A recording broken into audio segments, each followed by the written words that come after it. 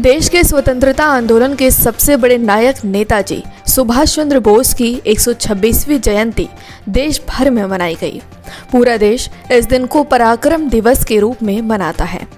नेताजी ने तुम मुझे खून दो, मैं तुम्हें आज़ादी दूंगा जैसे कई नारों से देश की आज़ादी की लड़ाई में लोगों के अंदर नई ऊर्जा भर दी। नेताजी के 126वीं जयंती पर उन्हें याद करते हुए नोएडा स्थित मारवा स्टूडियो में a talk on Netaji Subhash Chandra Bose and influential freedom fighter कार्यक्रम का आयोजन किया गया। दीप प्रज्वलन के साथ कार्यक्रम की शुरुआत की गई।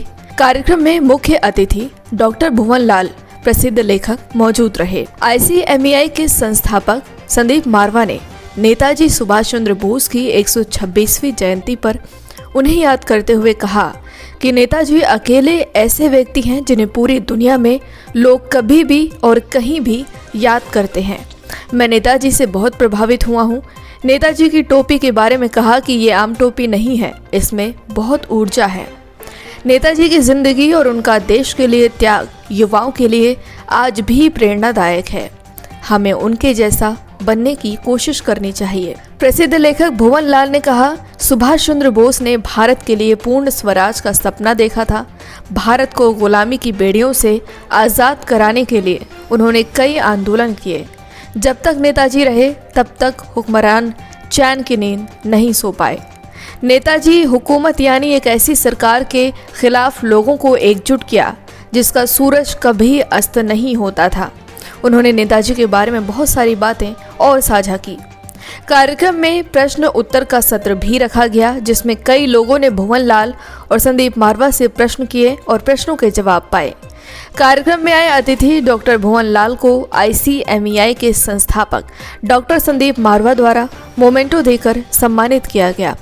कार्यक्रम में मौजूद अन्य अतिथियों को भी संदीप मारवा द्वारा सर्टिफिकेट दिया गया।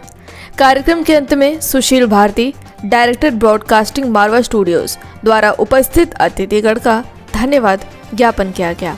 आज हम नेताजी सुभाष चंद्र बोस को आज़ाद भारत में याद कर रहे हैं, मगर एक ऐसा समय था जब भारत आज़ाद नहीं था और जो उन्होंने और क्रांतिकारियों ने और आज़ाद हिंद फौज ने करके दिखाया वो हमारे लिए एक मार्गदर्शन है। आगे चल के हमें भारत को एक विश्व गुरु बनाना है और उस रास्ते पे चलने के लिए हमें कड़ा परिश्रम करना पड़ेगा, हमें योग्यता के साथ लेना पड़ेगा, हमें ईमानदारी से जीना पड़ेगा, हमें देश प्रेम को अपने जीवन का अंश बनाना पड़ेगा।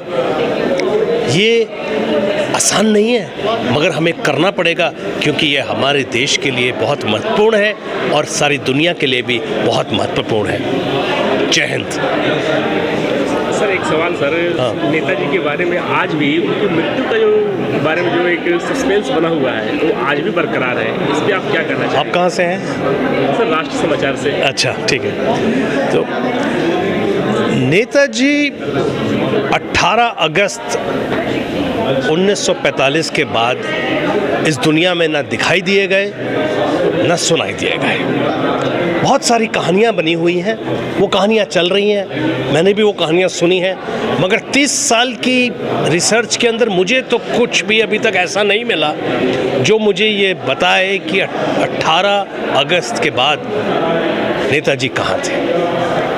सर नेताजी ने बहुत से संदेश दिए, बहुत युवाओं को जागरूक किया, लेकिन आज क्या समझते हैं कि युवाओं को दोबारा से उनको समझने की, विचार करने की ज़रूरत है? बिल्कुल है। नेताजी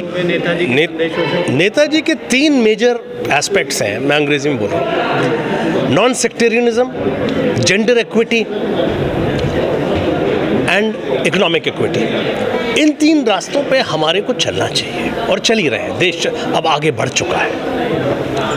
नेताजी हमारे लिए एक देश नायक है और हमें उनकी तरफ देख के, उनसे इंस्पायर होके अपना जीवन बेहतर करना चाहिए। सर क्या कुछ कहना चाहेंगे नेताजी सुभाष चंद्र बोस के लिए? कितने हजारों अनेकों लोगों की प्रेरणा रहे हैं। आज नेता सुभाष चंद्र बोस जी का 126वां जन्मदिन है और इसके उपलक्ष्य में हम लोगों ने यहाँ मारवा स्टूडियो में एक टॉक रखी है जिसको डॉक्टर भवन लाल ने बहुत बेहतरीन तरीके से एक्सप्रेस और एक्सप्लेन किया है।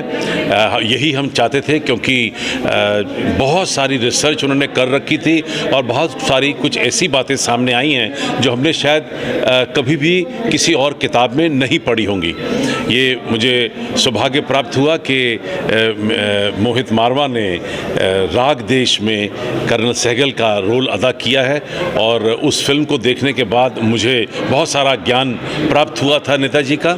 नेताजी को 2016 में ये कैप मुझे दी गई थी और मैंने उसी दिन नेता सुभाष चंद्र बोस फोरम यहाँ पर AFT में शुरू किया था। हम चाहते हैं कि उनकी जो आइडियोलॉजी है, उनकी जो सोच है वो हमारे बच्चों में पहुँचे और बच्चों में वही जज्बा, देश के प्रति जोश, लगन, मोहब्बत वो जो है वो हमेशा जागृत रहनी चाहिए कि जिस ओर चले हम मस्ती में, झुक जाए उधर अंबर भूतल, आज़ाद वतन के वाशिंदे, हर गीत हमारा है बादल, विविध प्रांत है अपनी अपनी भाषा के अभिमानी हम, लेकिन सबसे पहले दुनिया वालों हिंदुस्तानी हम।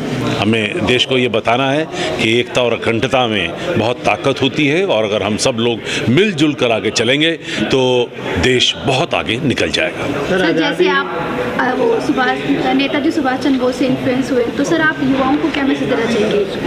देखिए, यही मैंने अभी बताया है कि अपने देश के प्रति मोहब्बत होना बहुत ज़रूरी है। मैं हर भाषण में, हर लेक्चर में एक ऐसा शब्द ज़रूर इस्तेमाल करता हूं जिससे मैं लोगों को ये बता सकूं कि मैं खुद एक नेशनलिस्ट, एक पेट्रियाटिक हूं और यही मैं चाहता हूं कि जब आपको अपने देश से मोहब्बत होगी, आप खुद ब खुद तरक्की करेंगे, देश के लिए ज़्यादा और बेहतर काम करेंगे और आपके काम में हमेशा सफलता बनी रहेगी। कार्यक्रम के बारे में क्या कहना चाहेंगे आप? आज का कार्यक्रम एक ऐसा कार्यक्रम है जिसने हमारे पूरे बदन में एक स्फूर्ति और खून का दौर दौड़ा दिया दोबारा। जो सच्चाइयाँ आज हमें पता चली हैं, कुछ पता चलने लग गई थी नेताजी के बारे में, उसने हमारी आंखें खोल दी हैं और रोंगटे खड़े कर दिए हैं। इसको सुनने के बाद देश का कोई भी युवा अगर स्थिर बैठ जाएगा तो मैं अपना नाम बदल दूंगा। ये आज का जो छोटा सा कार्यक्रम बेशक था पर जो था बहुत मायने रखता था।